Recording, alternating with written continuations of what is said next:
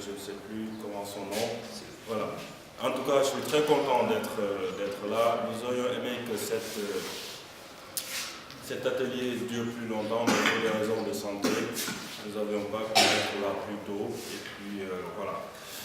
Je crois que c'est très bien d'initier ce genre de choses dans l'espace universitaire. Quelqu'un l'a dit tout à l'heure, l'université est un milieu où les gens doivent pouvoir confronter leurs idées, doivent pouvoir se parler sans être forcément pas d'accord, doivent pouvoir expérimenter, doivent être en quelque sorte un laboratoire. L'université a également ceci de particulier qu'elle révèle des potentialités, qu'elle permet à certains d'entre nous, je l'ai dit en classe, de rencontrer parfois nos meilleurs amis, nos épouses, nos époux, ceux avec lesquels on va cheminer tout le long de nos parcours professionnels, ceux avec lesquels on va construire l'essentiel de nos vies. Et pour cela, c'est bien parfois de sortir du campus social pour retrouver des moments, pour avoir des moments où les gens peuvent se parler en toute sérénité sur des sujets d'actualité, sur des sujets qui nous interpellent. Alors, je remercie M. Kassaman qui a été très gentil de dire que nous sommes, qu'il ne peut pas parler à la qualité de maître de conférence. Vous savez, tous ces titres, maître de conférence, professeur, ce n'est que administratif, ce ne sont que des présomptions en réalité. On peut être un professeur, sur le plan du grade, être un très mauvais pédagogue. On peut être un maître de conférence, ne faire que des mauvaises conférences, ça peut arriver. Être un étudiant, ça ne veut pas dire qu'on n'a pas quelque chose à dire. Et je crois que votre exposé l'a suffisamment démontré. Être étudiant, c'est aussi avoir quelque chose surtout à dire. Et apprendre à bien le dire, à se faire entendre. C'est très important. Nous nous réjouissons vraiment d'être là. Je crois que ce n'est pas pour des raisons d'absence d'humilité que nous n'aimons pas le terme d'évidence. Quelqu'un tout à l'heure a posé une question qui me semble très importante en disant « Que feriez-vous si vous étiez à la place du lieutenant Sané ?» Vous savez, je vais vous raconter une anecdote. Nous-mêmes étions étudiants en 2006 quand il y a eu l'incursion des forces de l'ordre au campus social de l'université Charles de Gaulle. Et ce jour-là, deux de nos camarades, deux de nos amis ont été arrêtés lors de leur déplacement au commissariat central. Mais il se trouve que ces deux jeunes garçons-là, à l'époque, sont aujourd'hui l'un procureur au Conseil constitutionnel et l'autre agent judiciaire de l'État. Quelqu'un a parlé de force du désordre. Je lui dirais que c'est Albert Camus qui disait qu'à mal nommer les choses, on rajoute du malheur au monde. Vous savez, il est très probable que dans 5 ans, vous soyez un des membres des forces de police, de défense et de sécurité. Et je crois que M. Kassaman l'a dit avec beaucoup de hauteur et d'intelligence. Parfois, ce n'est pas l'humain qui agit, c'est le devoir qui commande. Et le devoir, parfois, commande les gens de faire de sorte, parfois, les gens sont mécontents, mais leur devoir les commande, les oblige d'agir de la sorte. En tout cas, nous sommes très contents d'être là, de participer à cet atelier. J'ai un regret quand même à formuler, c'est de constater que les étudiants, malheureusement, ne sont pas très intéressés par ce genre d'initiative. C'est un vrai regret, nous n'en comprenons pas la raison. Et l'année dernière, on avait eu l'expérience également de le constater quand il y a eu, je crois, la commémoration je ne sais plus c'était quoi, de l'ORDA, trentenaire, je ne sais plus, où l'université avait fait venir le directeur de l'instrument, qui est un Sénégalais, professeur, a fait venir le professeur Mamadou Niane, qui est également le responsable juge de la CDC, et on était tous abasourdis de constater que l'auditorium était quasiment vide. Il y avait quasiment plus d'enseignants que d'étudiants dans la salle.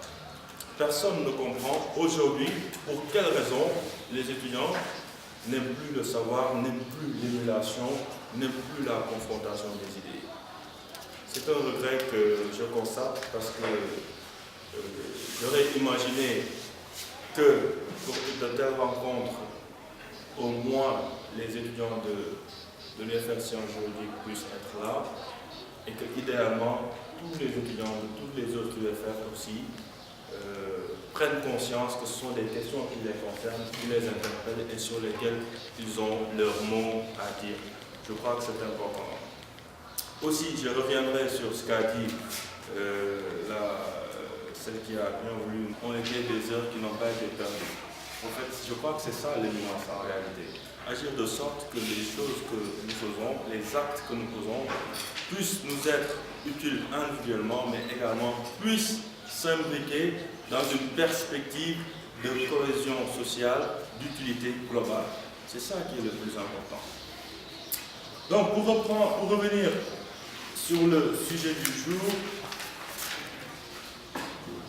alors, je crois que les étudiants, je le remarque, sont très intéressés par la question de l'indépendance de la justice, parce que finalement, M. Gassama nous avait dit qu'à la fin de son exposé, le but était de permettre à chacun de tirer une réponse, d'avoir encore une réponse sur la question de savoir si la justice sénégalaise a-t-elle subi des pressions.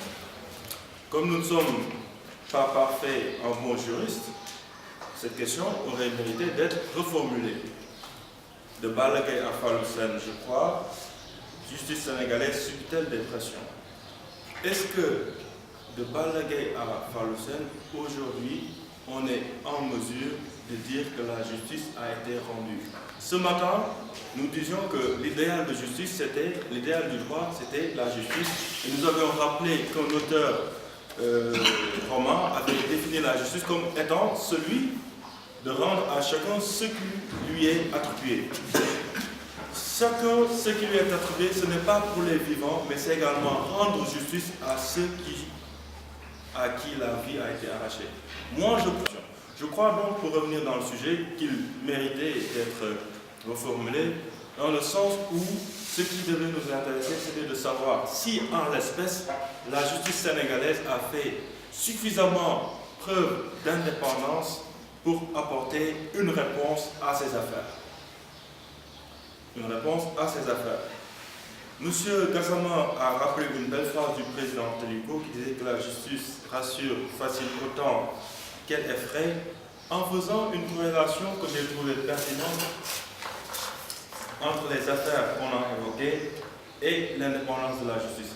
Vous savez, la justice sénégalaise, si on la regarde de façon lucide et sans porter des lunettes occidentales, qu'est-ce qu'on voit finalement? Quelqu'un a parlé de l'AIG. Je ne crois pas qu'outre lui, le reste de la salle sache qui est Guillaume Larrivé, M. Sow. C'est un député des Républicains. On n'en a rien à faire de Guillaume Larrivé, de ce qu'il dit. On est entre Sénégalais, on parle de questions qui nous concernent entre Sénégalais.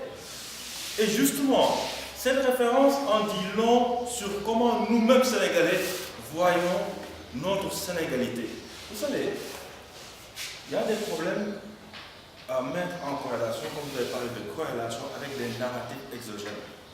Au Sénégal, on a assez de références qui pouvaient nous permettre de construire une justice qui nous ressemble, nourrie à notre propre cerveau. Un exemple.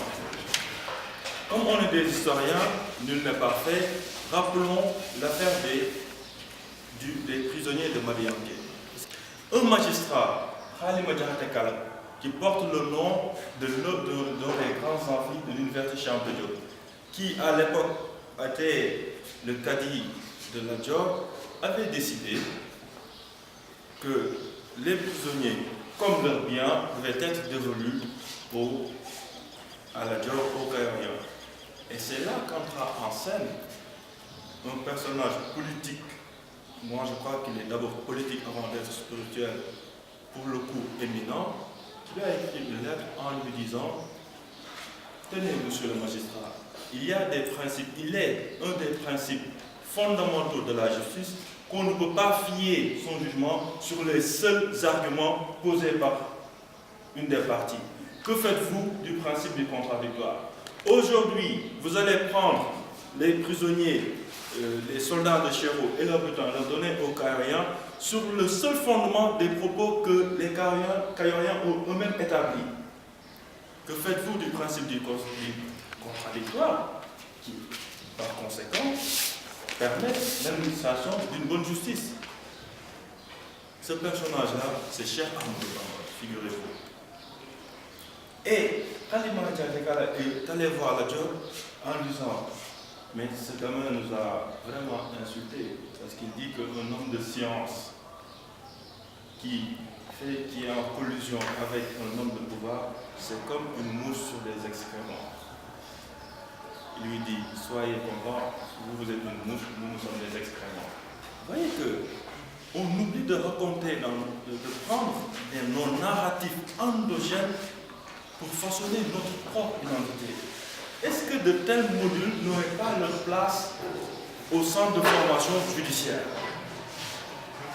Est-ce que de tels modules n'auraient pas leur place au centre de formation judiciaire? Donc, si on reprend l'affaire de la séparation des pouvoirs, beaucoup l'ont évoqué. Le Sénégal étant ce qu'il est, je vous invite. Aujourd'hui, quand on regarde la justice, son absence d'indépendance, ce n'est pas que les citoyens qui le disent, c'est d'abord eux-mêmes qui le disent. On a vu l'ancien président de l'UMS le dire, Meza Voice. On a vu un avocat général démissionner en disant qu'il démissionne d'une justice qui a elle-même démissionné. Et on voit aujourd'hui l'UMS ainsi que beaucoup de magistrats mettre sur la table la question de leur propre indépendance. C'est vrai, indépendance n'est pas impartialité. Et que souvent c'est mieux d'être impartial que même d'être indépendant. Regardons notre pays, le Sénégal. Sur le papier, on est indépendant. Est-ce qu'on est réellement indépendant? C'est comme la négritude finalement. Quand on est quelque chose, on ne le crie pas. On l'est au point, c'est tout.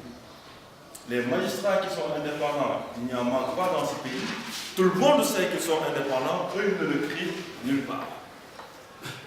Et croyez-moi, ces magistrats, parce que vous en serez dans quelques années, ne leur jetez pas la pierre. Ce ne sont pas eux qui ont des problèmes, c'est le système qui a un problème. Donc, affaire Balaguer, le policier a bénéficié d'un non-lieu. Affaire Bassirou Faye, le policier a été arrêté, condamné à 20 ans. Je crois qu'il a bénéficié d'une liberté provisoire. Je pense bien. Aujourd'hui, affaire Fallou-Sen. Affaire Fallou-Sen. Qu'est-ce qu'on constate? Ce qui fait que le dossier n'avance pas, c'est finalement la décision à faire entre la police et la gendarmerie. Les gendarmes, la gendarmerie est un corps d'élite militaire.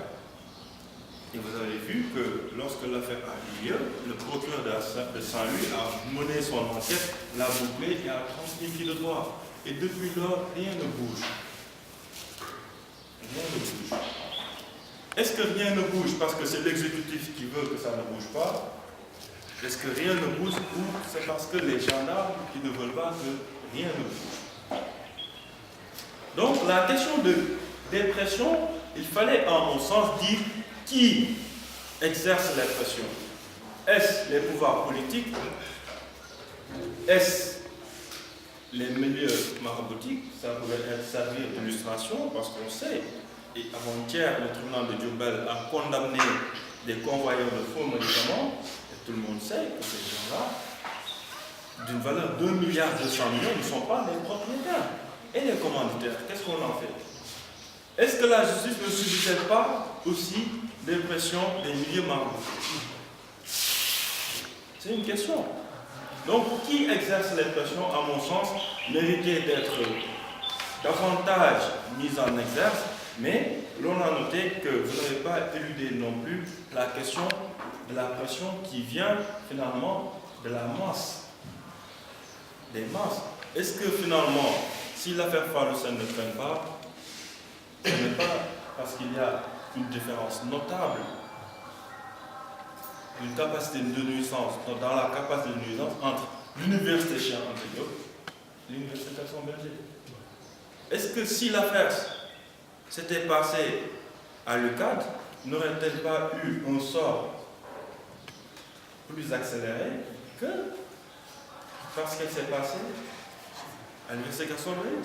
C'est une question qui mérite d'être posée sur la table. On le remarque, je suis bien placé pour vous narguer, moi qui ai fait l'UCAD. Ici, les gens sont très courtois, très posés, ils parlent du bon français, ils demandent qu'on laisse la justice faire son travail. Nous, à Dakar, à l'époque, on ne s'encombrait pas de ces choses. On avait des problèmes, on sort, on casse, on barricade, on mouille les pneus, les choses s'accélèrent. Je ne vous invite pas à faire la mais, en tout cas, pour dire que finalement, le sort de ces affaires aussi peut être lié au fait qu'il y a une différence notable dans la capacité de nuisance entre l'université Cheikh Anta Diop et l'université Gaston Berger. Quelqu'un a parlé de la responsabilité du recteur. Je parle sous le contrôle de M. Gassama, qui est un étudiant en droit public. Je crois que le recteur fait partie des catégories de ce qu'on appelle les héritiers de concentrés. Ses pouvoirs et sa légitimité, il les tire de sa nomination du pouvoir en place. Un acte administratif le nomme, un acte administratif le révoque. Mais, depuis que vous étiez en deuxième année, les choses n'ont pas évolué. Le principe selon lequel la responsabilité pénale est individuelle demeure encore en vigueur.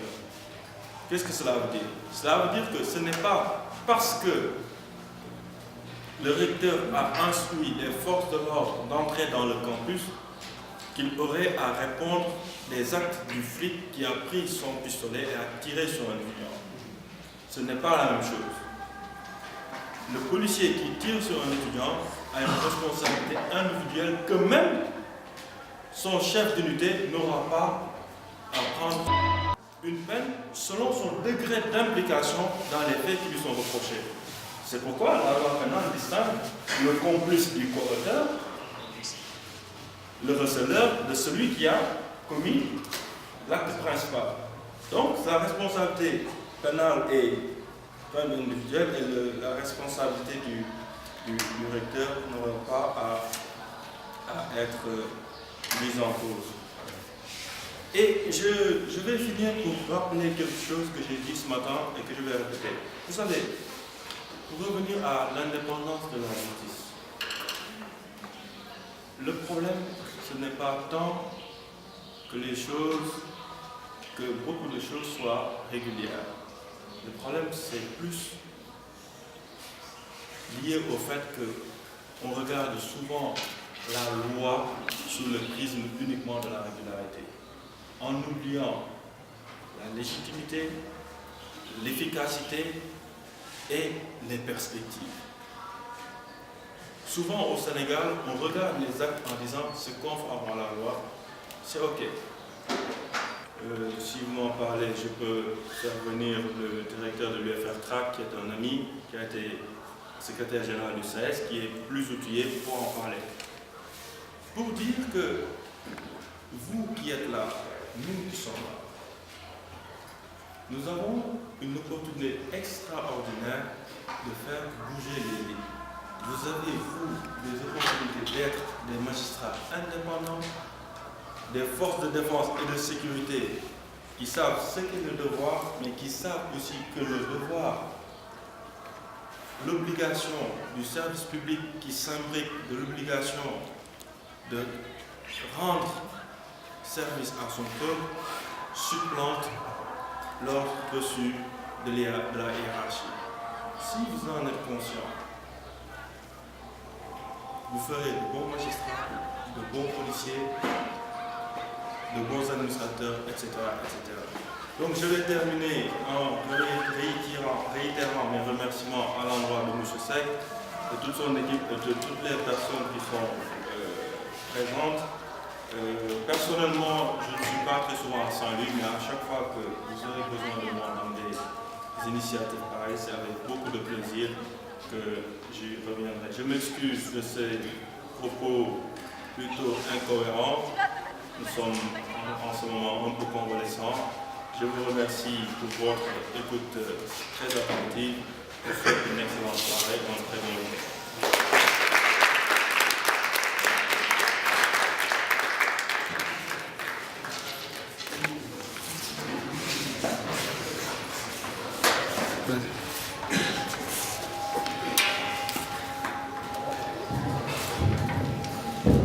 Merci à l'administration épisode pour vos propositions et messages.